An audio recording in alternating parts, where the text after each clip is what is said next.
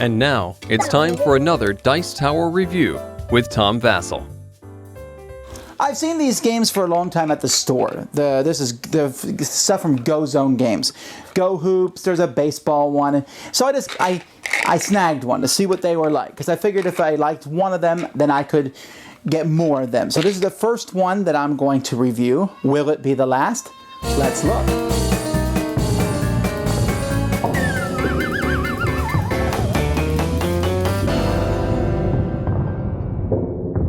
Let's look at the components that come in the game. There is a cup, a dice cup that comes inside a dice bag that comes inside a box.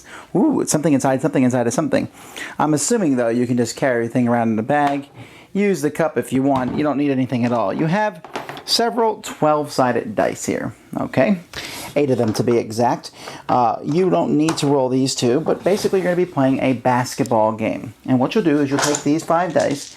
The orange dice are points dice, and the white die is called the dribble die.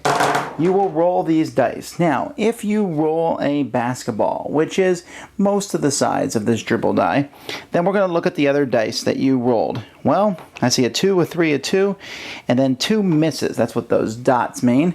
So I need to move those misses to the side and re-roll again. At this point, I rolled another basketball, a 2 and a 3, and another miss to the side. And then I roll again, and I did not roll a basketball at this point. Instead, I rolled a turnover, so now the other player gets the ball. But let's say I had rolled a basketball. At this point, I've missed, but now I've scored something. When you get an automatic scoring, this is a slam dunk with the 2 in a circle. If I had rolled a regular 2, I also would have scored 2 points if there had been, let's say I rolled no misses on my very first turn.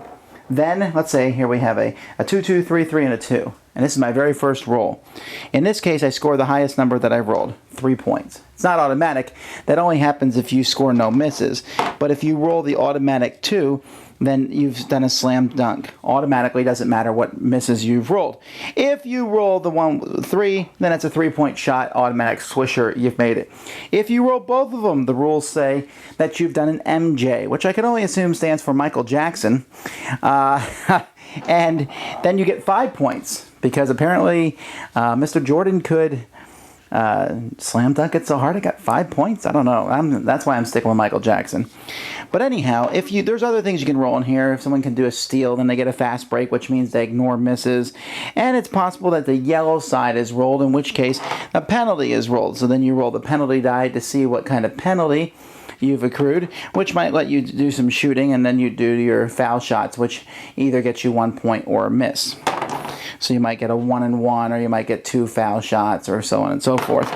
So that is basically the way the game works. You can use a sheet here, which comes with the game, and it tells you what the things on the dice mean, but mostly you use this to keep track of the points that you score in all 4 quarters.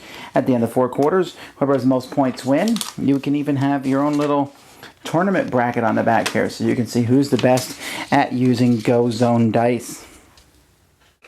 I don't know how to put it more strongly, really. I mean, it's garbage. It's not a game. You're just rolling dice to see what happens. Why not get a computer program and press a button and it tells you there is 0 decisions in this game. There's nothing. You just roll dice and see what happens, and you have to look it up. And it doesn't even make any sense. You roll dice over and over and over again to get 2 points. It's idiotic.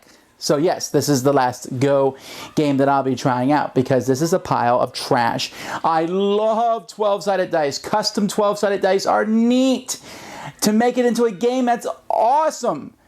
But this is not a game. This is an activity, and I don't see what the point of it is. With all the video games and all the stuff out there where you can play basketball, a board game is going to need to take something and put it into the mainstream. I've always thought basketball is probably one of the hardest sports to put into a board game, but this one didn't even try. Trash, trash, trash, trash. Don't get it. I don't recommend this for anyone. Thanks so much for watching the Dice Tower videos. Find more great videos and reviews, as well as our top-rated audio podcast at Dicetower.com. You can also find the latest board game news at Dicetowernews.com. I'm Eric Summerer, and you've been watching The Dice Tower. The Dice Tower is sponsored by Fun Again Games, the world's best game source. Fun Again Games has over 5,000 games available. Check them out at funagain.com.